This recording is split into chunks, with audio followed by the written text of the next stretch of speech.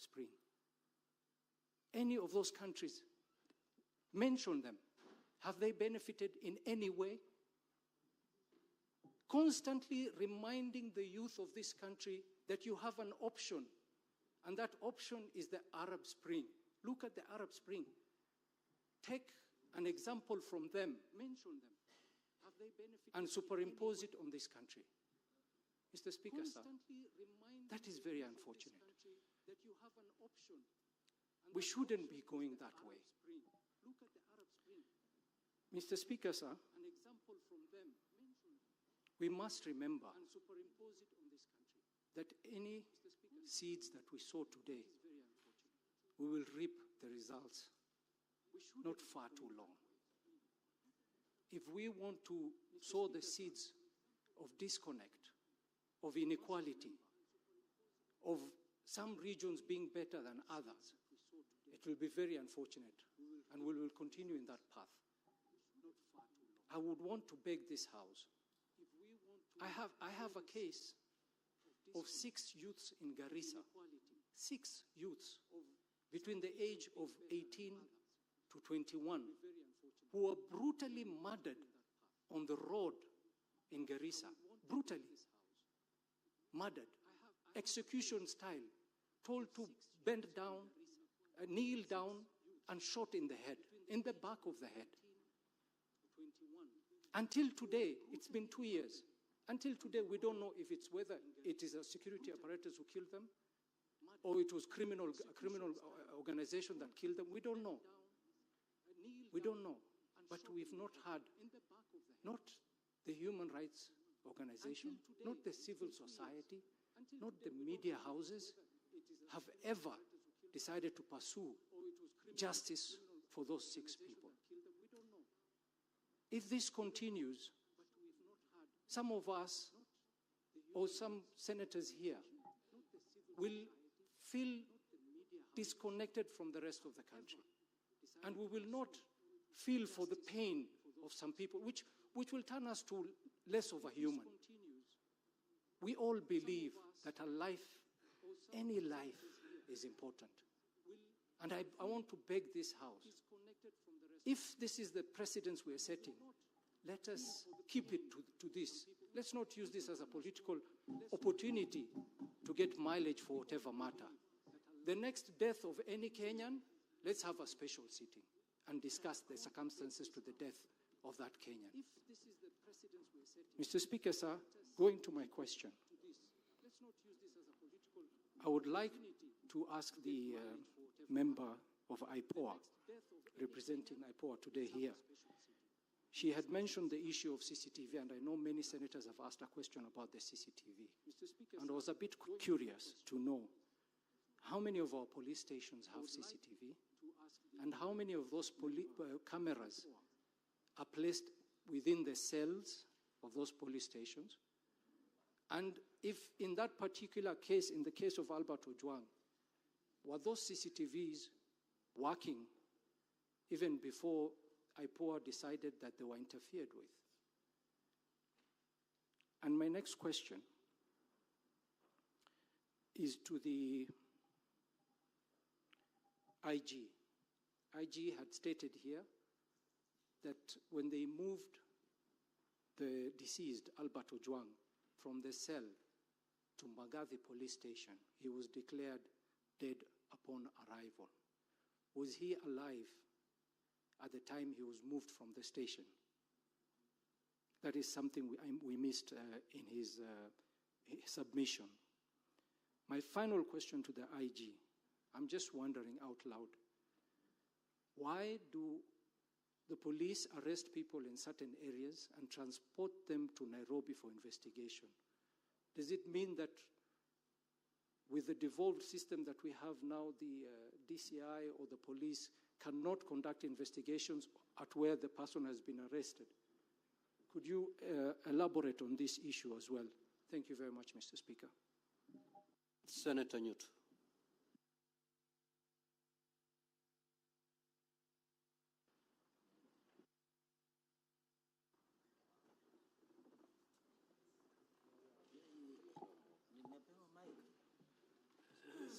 Thank you, Mr. Speaker. I'll be very fast in my questions. Mr. Speaker, I would like to first remind both the CS and the IG that the reason why the Kenya Police Service is Kenya Police Service today and not Kenya Police Force, why that transformation happened, Mr. Speaker, was because there was need to establish a friendliness between members of the police service and the members of the public. And what we are seeing here, Mr. Speaker, is that members of the public now increasingly will find the police very hostile, and they may not even be able to collect information from members of the public.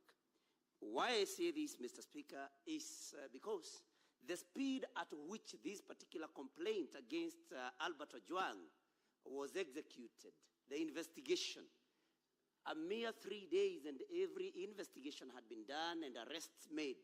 Mr. Speaker, this then shows that the police and those serving in this service have become very special people.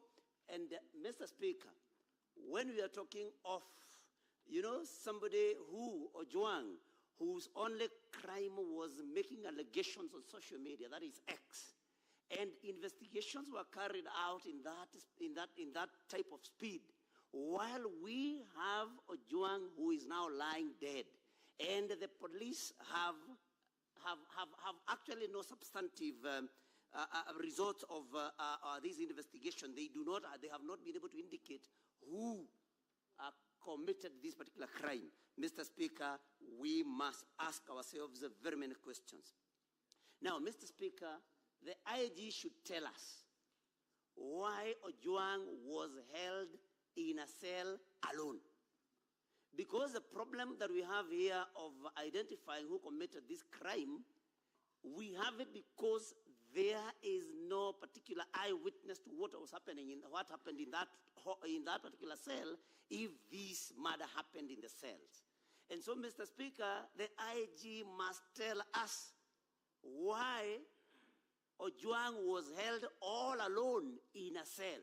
Because had he been held with other cellmates, then of course we would be able to get information from the other cellmates that they would have been with. My question to the CS is, Honorable Murkomen, does DIG Lagat have to be in office? Would the whole police service crumble just because DIG Lagat steps aside? We have seen even more senior people stepping aside to allow for investigations. And the CS Murkomen should tell us why DIG Lagat has to be in office. Unless DIG Lagat is so important that everything else would come to a standstill if he steps aside. DIG Lagat must step aside so that Kenyans can have faith in the investigations that will be done by IPOA and any other body, Mr. Speaker. Now, the IG has said a very interesting thing, Mr. Speaker. We have also been guests of the state.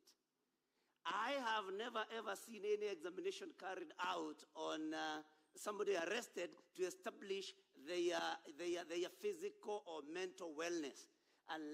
So the IG kindly tell us, since when did the police start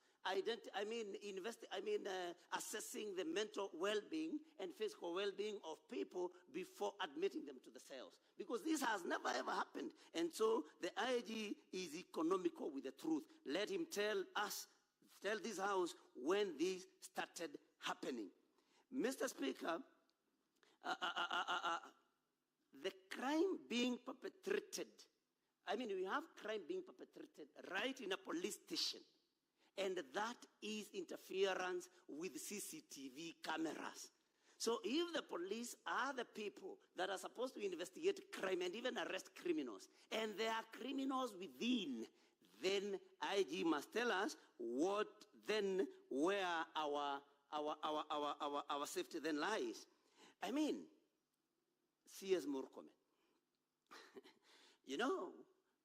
Senator Wambua said you can and you should do better.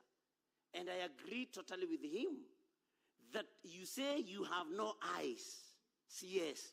While we have seen you recently having very sharp eyes on political comments made by people, and you have been actually calling for the arrest of people making political statements that are not suitable to you. How can you have no eyes when a young man has lost his life in the hands of the police? So I think we need to see a more serious CS, Mr. Speaker.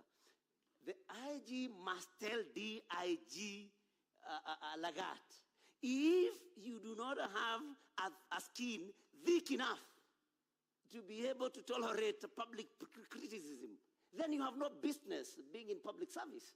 Because we cannot believe that we are here now debating about the death of a young man just because he made comments on social media. And in any case, because C.S. Murkomen is a lawyer, he should be able to tell us, because some of us believe that this was a civil matter and not a criminal matter.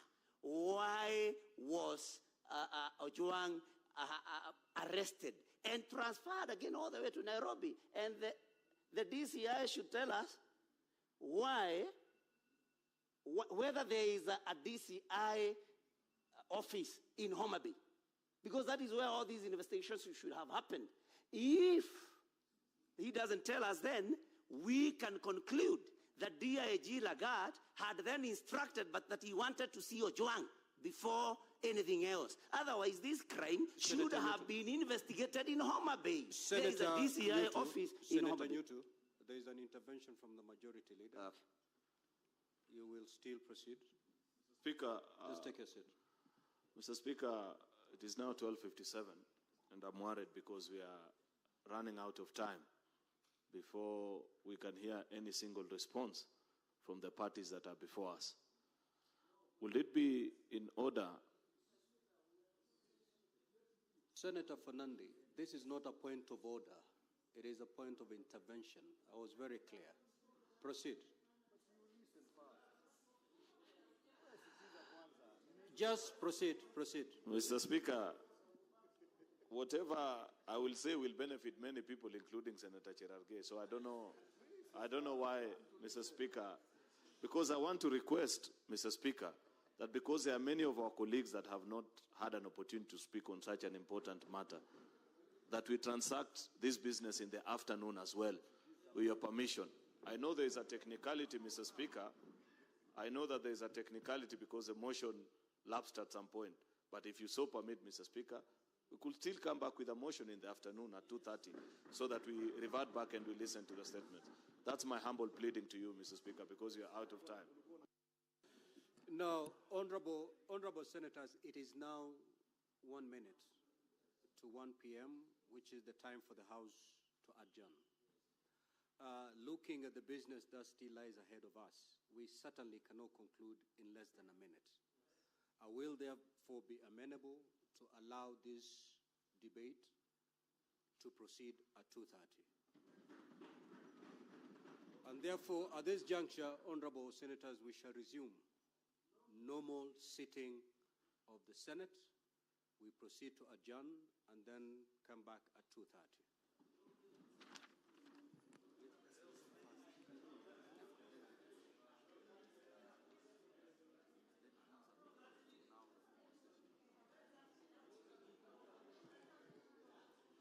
Now, honorable senators, we are now back to the normal session with all the standing orders in full force. Honorable senators, it is now 1 p.m., time to adjourn the Senate. The Senate therefore stands adjourned until later today, Wednesday the 11th of June 2025 at 2:30 p.m. I thank you.